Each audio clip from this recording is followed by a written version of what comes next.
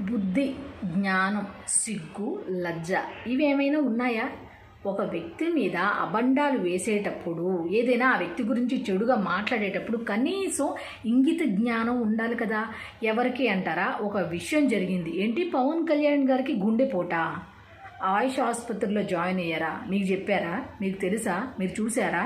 అక్కడ ప్రభుత్వ విప్ పిడుగు హరిప్రసాద్ గారికి కొంచెం అస్వస్థత రావడంతో ఆయన ఆయుష్ హాస్పిటల్లో జాయిన్ చేశారు.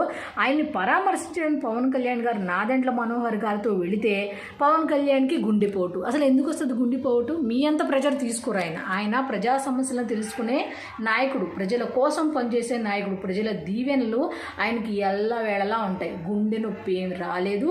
మీరు ఆయన గురించి చెడుగా ఆలోచించడం మాత్రం మానేసేయండి. ఆయనని కాదు, మన శత్రువునైనా సరే చావు కోరుకోకూడదు.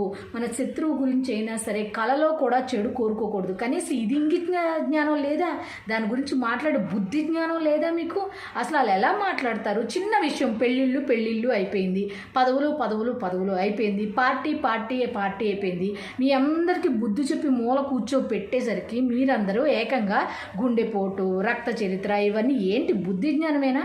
ఒక శత్రువుని కూడా మనం కోరుకోం. అలాంటిది ఆయన ప్రజల కోసం వచ్చి అంత సౌభాగ్యాలు, ఆయనకు తెలియని సుఖాలు కాదు, ఆయనకి లేని డబ్బు కాదు, అవన్నీ వదిలేసి ఆయన అంత సేవ చేస్తుంటే ఆయన మంచి కోరుకోకపోయినా పర్వాలా, కానీ చెడు కోరుకోవటం అనేది ఎంతవరకు కరెక్ట్? మీ వీడియోపై మీ అభిప్రాయం, అంటే నేను చెప్పింది అయితే పవన్ కళ్యాణ్ గురించి అని కాదు, మిగతా అందరి గురించి అయినా, ఎవరి గురించి అయినా సరే చెడు కోరుకోవడం అనేది తప్పు అనేది నా ఉద్దేశం.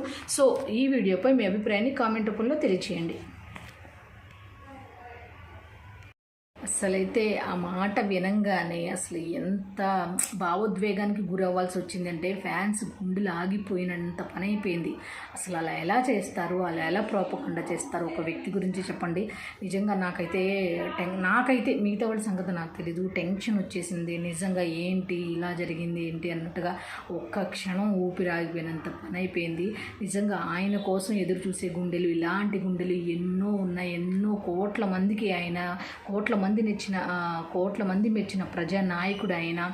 సో ఆయనకు అలా కలగాలని ఊహించుకోవడమే నిజంగా ఎంత బాధాకరమైన విషయం. దయచేసి ఇలాంటివి మాత్రం కోరుకోకండి. మీకు ఇష్టం లేదనుకోండి, మాట్లాడడం మానేయండి. అంతేగాని ఆయన గురించి మాత్రం అలా అనొద్దు. నేనే కాదు, ఎంతోమంది కోరుకునే మాట ఇది. దయచేసి అట్లా ఎప్పుడు కూడా కోరుకోకండి.